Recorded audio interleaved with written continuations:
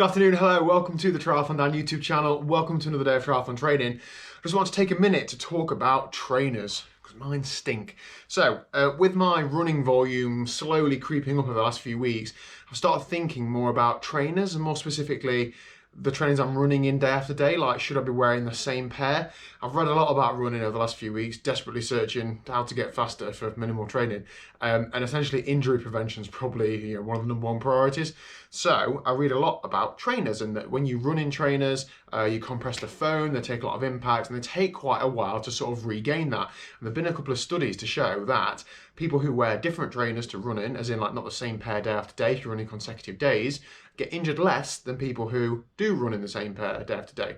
Now, I've had for ages another pair of trainers in a box just waiting to be used, because my plan was, wear my current pair of trainers until they're worn out and then go on to some new ones. Whereas actually now I'm phasing these new ones in. I'm going to start using them on alternate days so that I'm not running the same pair of trainers, because the last thing I want is to get injured. So I ran in these yesterday. They're still a little bit damp, very smelly, as I've already said. So I'm going to put on the fresh sneaks. I've only run in these once. They're exactly the same fitment, same size, bought them at the same time. So there shouldn't be any complications with like my legs reacting differently or anything. It should just be a case of a fresh pair of trainers. So yeah, bit of morale as well, I suppose.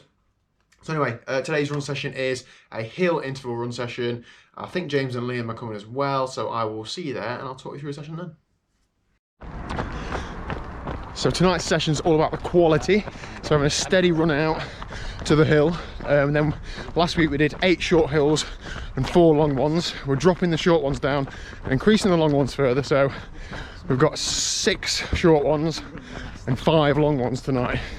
The short ones are about 35 seconds. The long ones are about a minute and 45, which is more my sort of bag. So James is going for his nervous wee.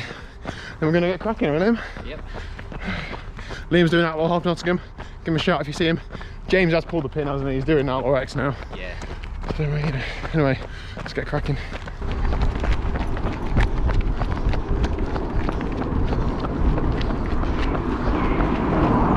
So I've done the 6 short ones, done 2 of the 5 long ones.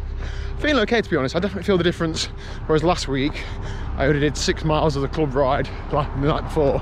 Whereas this week, I also did the full club ride last night. So I definitely feel that fatigue.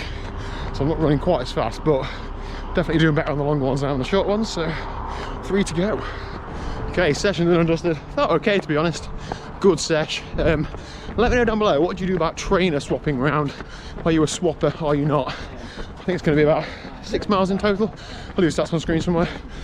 Felt good. Feel like I'm getting ever so slightly quicker. I haven't really compared the splits, but in terms of how close I am to them guys, still a way around the short stuff, but a lot closer on the long stuff. So from next week, we're going to try and reduce the recoveries on the long ones a little bit, just to sort of add to the amount of fatigue versus recovery.